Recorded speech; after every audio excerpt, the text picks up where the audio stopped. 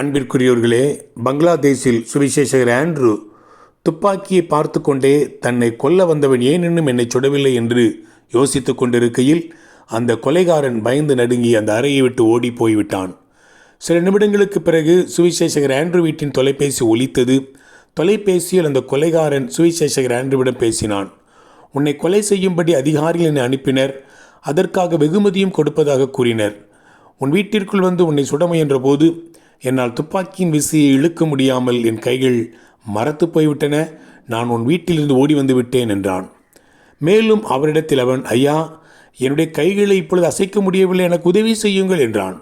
சுவிசேஷகர் Andrew தொலைபேசியிலே அவனுக்காக ஜெபித்தார். ஜெபித்த சில நிமிடங்களிலேயே அவன் கையை அசைக்கவும் பழைய நிலையை அடையவும் முடிந்தது. இந்த அற்புதத்தை கண்ட அவன் உடனே சுவிசேஷகர் ஆண்ட்ரூவின் அலுவலகத்திற்கு வந்து கிறிஸ்துவை பற்றிய காரியங்களை கேட்டு தெரிந்து கொண்டான்.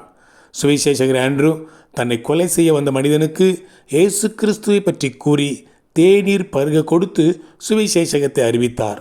45 நிமிட உபதேசத்திற்கு பின் அவன் இயேசு கிறிஸ்துவை தன் சொந்த இரட்சகராக ஏற்றுக்கொண்டான்.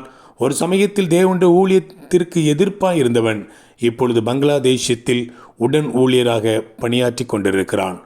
பிரியமானவர்களே, கடவுளின் திட்டத்தை யாராலும் தடை செய்ய முடியாது என்பதுதான் இன்றைய இரத்த சாட்சிகளின் குரலாயிருக்கிறது. வாழ்த்துக்களுடன் ஜார்ஜ்.